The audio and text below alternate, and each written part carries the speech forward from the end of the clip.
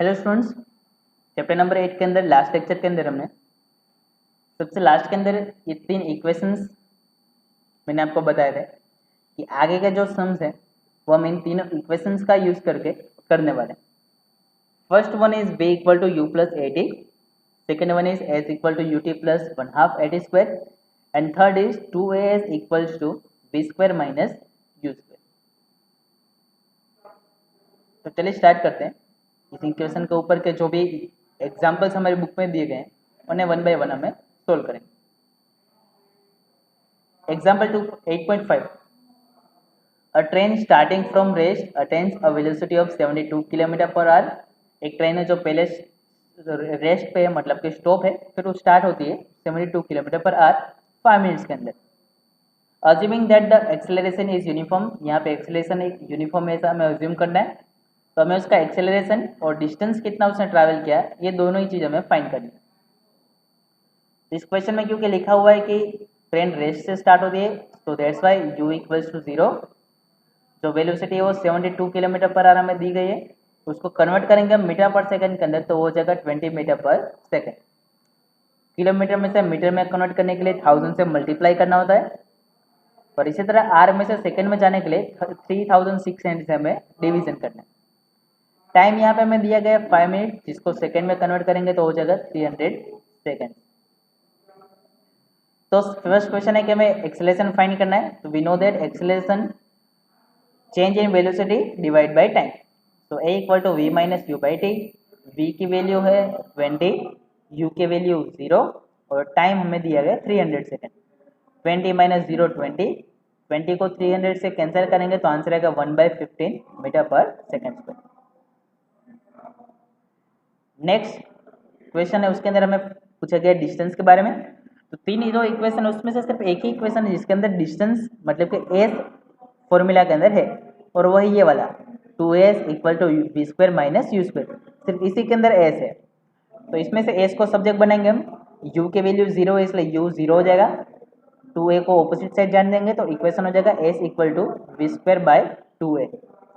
v की value है 20, a की वैल्यू है 1/15, 20 का स्क्वायर होगा 400, सभी जो करेंगे कैंसिल, आंसर आएगा 3000 मीटर, और मीटर को किलोमीटर में कन्वर्ट करेंगे तो हो जाएगा 3 किलोमीटर।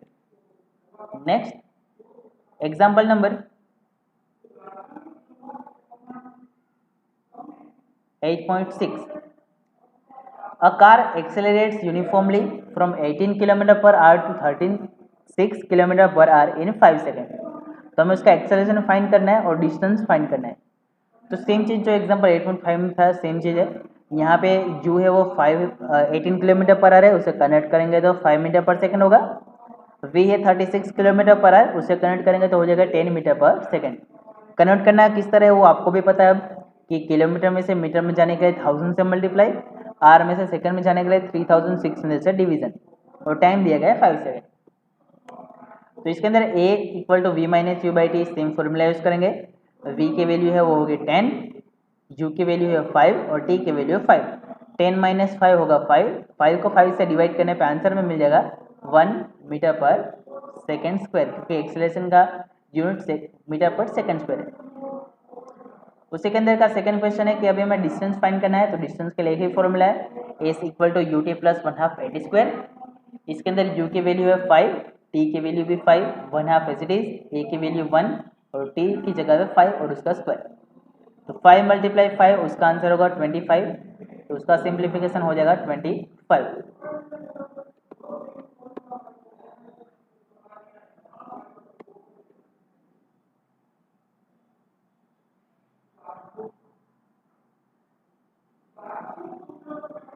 तो इसका सिंप्लीफिकेशन होगा 25। इस तरह से यहाँ पे 5 मल्टीप्लाई 1 होगा 5, सॉरी 5 का स्क्वायर करना है, 5 का स्क्वायर होगा 25, 25 मल्टीप्लाई 1 25, उसको 2 से डिवाइड करेंगे तो आंसर आएगा 12.5। दोनों को ऐड करेंगे हम तो हो जाएगा 37.5 मीटर। इस तरह से डिस्टेंस हमें मिलेगा 37.5।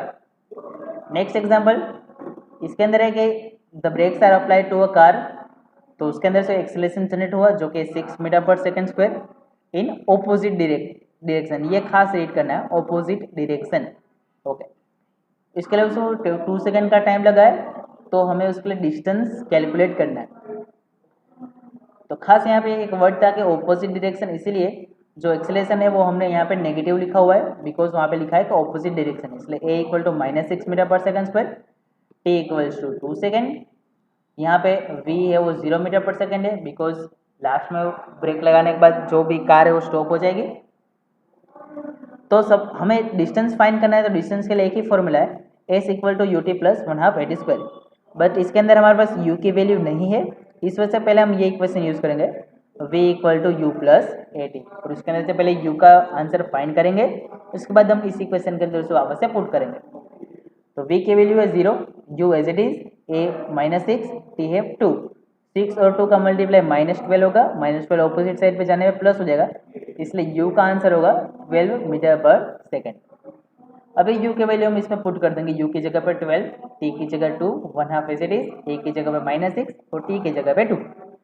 12 और 2 का मल्टीप्लिकेशन होगा 24, इसलिए 24 मीटर। -6 और 2 का मल्टीप्लिकेशन, ये 2 का स्क्वायर होगा पहले, तो 4 होगा, 4 6 या 24, 24 को 2 से डिवाइड करेंगे तो आंसर आएगा 12। 24 में से 12 माइनस करेंगे तो आंसर आ जाएगा हमारा 12 मीटर। तो इस तरह से जो कार है उसका टोटल 12 मीटर का डिस्टेंस है वो कवर किया हुआ है।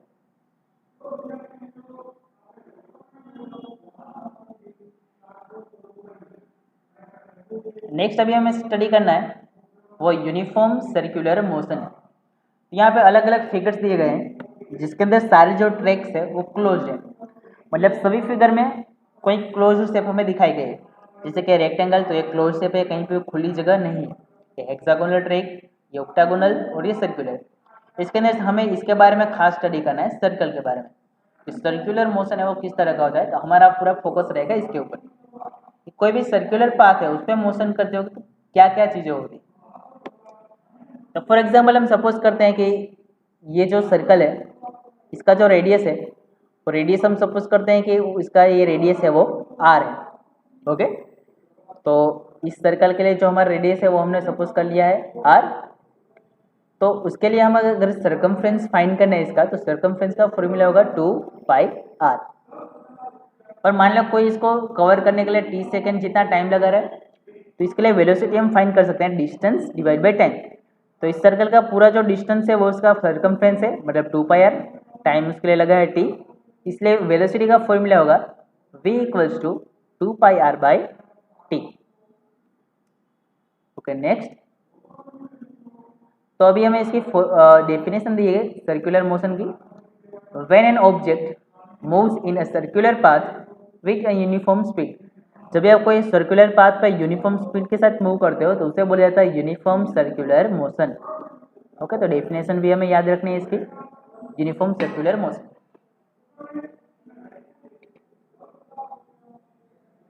आगे हमें एक दूसरा एग्जांपल दिया गया है यूनिफॉर्म सर्कुलर मोशन के लिए। इसके अंदर एक कोई पर्सन है जिसके हाथ में कोई रस्सी है, और रस्सी के उसके बिल्कुल एंड में उसने पत्थर बांध रखा है, और फिर वो उसे इस तरह से गोल गोल घुमा रहा है। तो ये भी एक टाइप का हुआ circular motion, right, uniform circular motion. अभी इसके लिए हमें खास एक चीज़ सोचनी है कि मान लो कि वो पर्सन अभी, हाँ यहाँ पे डायरेक्शन हमें दी गई है कि पर्सन जो पत्थर घुमा रहा है वो इस डायरेक्शन में घुमा रहा है, मतलब कि घड़ी जिस डायरेक्शन में घूमती है उसके बिल्कुल ऑपोजिट डायरेक्शन, राइट। चलो, तो मान लो अभी इस पॉइंट पे आके गोल गोल घुमा रहा है और फिर इस पॉइंट पे आकर उसने पत्थर छोड़ दिया, तो पत्थर किस तरफ जाएगा? क्या पत्थर इस तरफ सीधा गया, सीधा जाएगा? पत्थर इस तरफ आएगा? किस तरफ जाएगा पत्थर, इसके बारे में हमें डिस्कस करना है। तो जब भी पत्थर इस तरह से गोल गोल घूम रहा है, तब इस पॉइंट पे अगर वो इंसान पत्थर छोड़ देता है तो पत्थर जो वो इस डायरेक्शन में मूव होगा।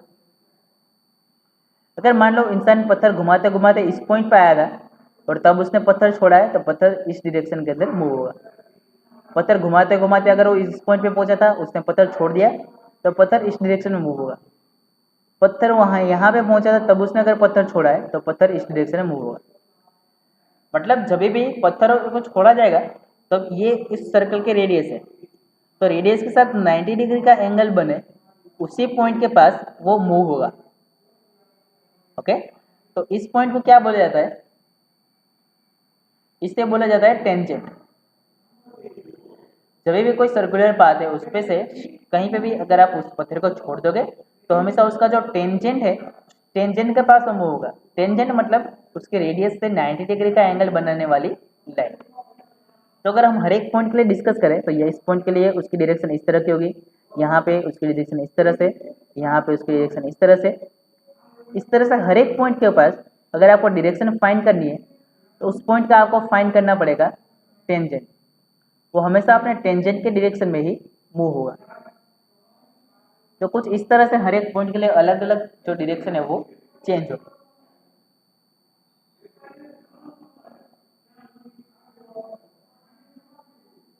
इसके में अलग अलग एग्जाम्पल दिए हैं कि कोई एक एथलीट है वो जब भी थ्रो करता है कोई चीज़, आपने देखा होगा ओलंपिक्स वगैरह में कि चीज़ें थ्रो करने का उसमें होता है कॉम्पिटिशन। तो उसके अंदर पहले इंसान अपने शरीर को पूरा रोटेट करता है, गोल गोल घूम के सर्कुलर मोशन में आके, और फिर खुद को गोल घुमाने के बाद वो अपनी जो हैमर है या फिर जो भी चीज़ है उसे थ्रो करता है ताकि वो चीज़ें ज़्यादा दूर तक जा सके। तो उसे थ्रो करने के लिए फिर बाद में उसे टेंजेंट पॉइंट पर छोड़ा जाता है और फिर वो चीज़ें वो आगे मूव होती है।